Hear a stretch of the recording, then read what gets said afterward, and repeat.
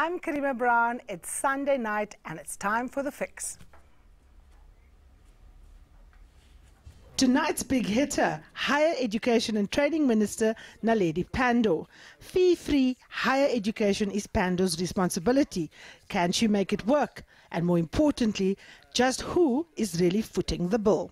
Continuously produces people that can be exploited, rather, right? And not necessarily people that can think for themselves. The Soccer World Cup fever has gripped the globe in the land of Vladimir Lenin and Vladimir Putin. Our expert panel dives in. And I visit the hotspot where all the A-listers hang out in the cool stuff. Your Fix starts now. Good evening and welcome to The Fix. This is where every Sunday night, without fear or favour, we question the big hitters, look ahead to tell you what you will be talking about on Monday, and go beyond politics and look at the cool stuff that South Africans are doing. We begin with tonight's big hitter.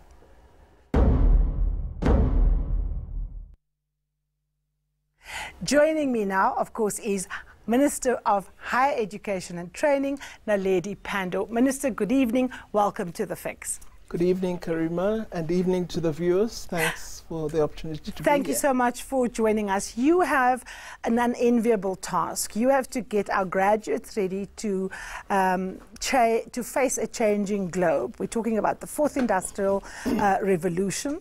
You've set up a panel, but isn't it a little late? Well, it's the universities and colleges' duty to prepare these students, not us. They determine the curriculum.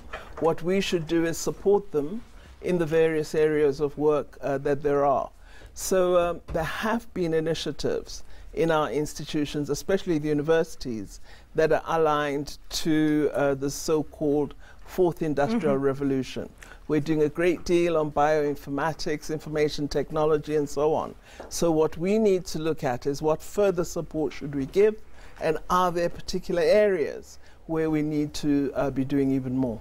Now, of course, you've held many positions in the cabinet. Your former position was, of course, science and technology. So you are very familiar with the challenges of artificial intelligence, what that means for job creation and young people. With the knowledge that you have as science minister, how does that impact how you're going to do things differently? Well, one of the things I certainly think we would need to look at as higher education and training is how we work with science and technology, particularly to boost South Africa's research performance and to ensure that at those senior postgraduate levels, we're getting the numbers, we're getting the fields, we're getting the competence. Also, everybody talks about changing the academy. We want young black academics, women academics at the senior levels, women leadership as vice chancellors. So I think these are areas on which we would collaborate, and then the various research domains as well. Now, one of the biggest problems in South Africa, of course, is access to education. And we have now started introducing free or fee-free education, rather, at a post-matric level.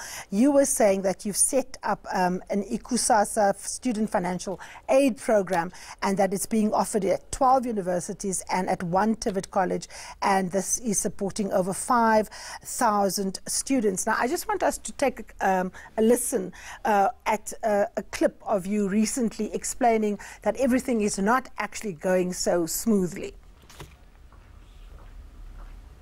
A fairly smooth start following strenuous efforts by all stakeholders to ensure that the new funding program is introduced with ease. There are, of course, continued difficult challenges that we still need to iron out, including ensuring that all students who meet funding criteria get the funding due to them. That's, of course, Minister Pandor.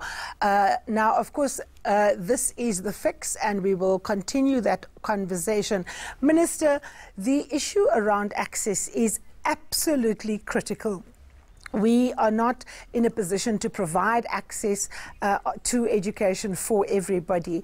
How are you going to make sure that the institutions, come along with you, particularly because the government of President Jacob Zuma took a very long time to make this announcement. In fact, universities had already come out with their budgets, so there was a huge disconnect. Well, Karima, I'd like to say firstly, access has many dimensions. South Africa has got the numbers in our institutions. Many more young people have the opportunity to enter higher education.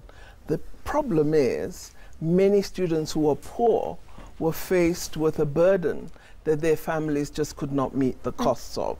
So the new scheme that government has introduced is a very vital step forward. It confirms and acts on a decision the ANC took at its conference in Polokwane in 2007. So I agree, yes, it was long time coming, but some changes had been made by the former minister.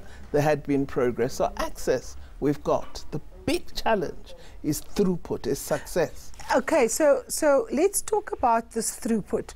What is it that prevents us from getting through to, getting everything done? Because obviously the numbers are going to increase every year. Where's the money going to come from? Just who's going to pay? I mean, already workers are complaining about VAT. It's a, it's a tax measure that's regressive. We haven't done it in a very, very long time. Aren't you actually, Minister, making the poor pay for this free education? This is what had been happening before the introduction of the scheme. Now a parent who had to look for the upfront payment no longer has to do so. And I have received actually letters from parents saying this scheme has been a massive boon. And of course, on the other hand, you have students who are saying the money is not yet getting to us because the admin is bad. So there has been movement, and I think we need to acknowledge that. But the success problem relates to preparation from school, ability to cope with new academic demands, lack of access to foundation programs. Some of this is being addressed because we do provide funding for it, but we need to become better. You were talking about the process that precedes kids coming to tertiary institutions. Do you support the idea of one education department? The President has spoken about making government smaller. I think it would introduce immense challenges if we had one education department, given where we've come from, if it is in the current guise. If its nature is changed to what exists previously, perhaps then that would make a rational sense. However, at the moment, I think the TVETs are properly located. I think the community colleges are an interesting new challenge. So I do think the separation works for now, but I look forward to the proposed reconfiguration. Minister Pandor, hold that thought here. On The Fix, we dig deep. We engage on all viewpoints. When we come back, Sunday Times columnist Peter Bruce and I will be going deep with the Minister of Higher Education.